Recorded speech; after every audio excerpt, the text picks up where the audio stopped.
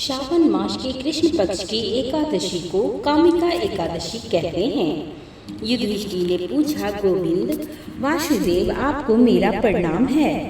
श्रावण के कृष्ण पक्ष में कौन सी एकादशी होती है, कृपया उसका वर्णन कीजिए। भगवान श्री कृष्ण बोले, राजन सुनो, मैं तुम्हें एक पाप नाशक उपाख्यान सुनाता हूँ, जिसे पूर्व काल में ब्रह्मा जी ने नारद जी के पूछने पर कहा था। नारद जी ने प्रश्न किया, हे भगवान, हे कमलासन, मैं आपसे यह सुनना चाहता हूँ कि श्रावण के कृष्ण पक्ष में जो एकादशी होती है उसका क्या नाम है, उसके देवता कौन है तथा उससे कौन सा पुण्य होता है, प्रभु यह सब बताइए। ब्रह्मा जी ने कहा, नारद सुनो, मैं संपूर्ण लोगों के हित की इच्छा से तुम्हारे प्रश्न का उत्तर दे रहा हूँ। श्रावण मास में जो कृष्ण पक्ष की एकादशी होती है उसका नाम कामिका है। उसके स्मरण मात्र से वाजपेयी यज्ञ का फल मिलता है। उस दिन श्रीधर, हरि, विष्णु, माधव और मधुसूदन आदि नामों से भगवान का पूजन करना चाहिए। भगवान श्री कृष्ण के पूजन से जो फल मिलता है वह गंगा, काशी, नैमिषारण्य तथा पुष्कर क्षेत्र में भी सुलभ नहीं है। सिंह राशि के बृहस्पति होने पर तथा व्यतिपात तथा दंड योग में गोदावरी स्नान से जिस फल की प्राप्ति होती है वही फल भगवान श्री कृष्ण के पूजन से भी मिलता है। जो समुद्र और वन सहित समूची पृथ्वी का दान करता है तथा जो कामिका एकादशी का व्रत करता है, वे दोनों समान फल के भागी माने जाते हैं। जो ब्याती हुई गाय का अन्याय सामग्रियों सहित दान करता है, उस मनुष्य को जिस फल की प्राप्ति होती है वही कामिका एकादशी का व्रत करने वाले को मिलता है।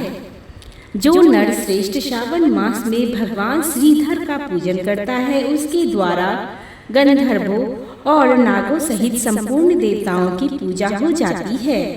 अतः पाप भीरु मनुष्यों को यथाशक्ति पूरा प्रयत्न करके कामिका एकादशी के दिन श्री हरि का पूजन करना चाहिए। जो पाप रूपी पंख से भरे हुए संसार समुद्र में डूब रहे हैं, उनका उद्धार करने के लिए कामिका एकादशी का व्रत सबसे उत्तम है। अध्यात्म विज्ञान परायण पुरुषों को जिस फल की प्राप्ति होती है उससे बहुत अधिक फल कामिका एकादशी व्रत का सेवन करने वाले को मिलता है। कामिका एकादशी का व्रत करने वाला मनुष्य रात्रि में जागरण करके न तो कभी भयंकर यमदूत का दर्शन करता है और न कभी दुर्गति में ही पड़ता है।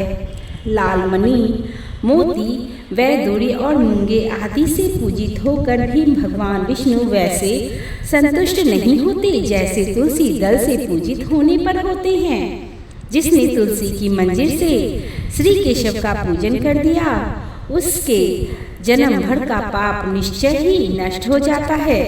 अर्थात जो दर्शन करने पर सारे पाप समुदायों का नाश कर देती है, स्पर्श करने पर भी शरीर को पवित्र बनाती है, प्रणाम करने पर रोगों का निवारण करती है, जल से संचित पर यमराज को भी भय पहुंचाती है, आरोपित करने पर भगवान श्री कृष्ण के समीप ले जाती है और भगवान के चरणों में चढ़ाने पर मोक्ष रूपी फल प्रदान करती है, उस तुलसी देवी को नमस्कार है।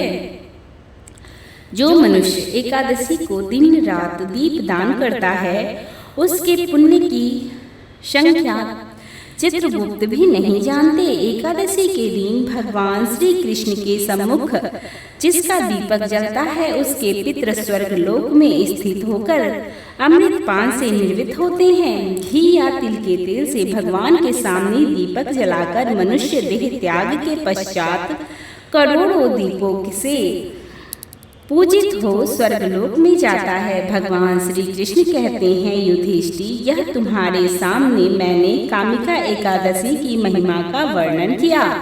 कामिका सब पापों को हरने वाली है, अतः मानवों को इसका व्रत अवश्य करना चाहिए।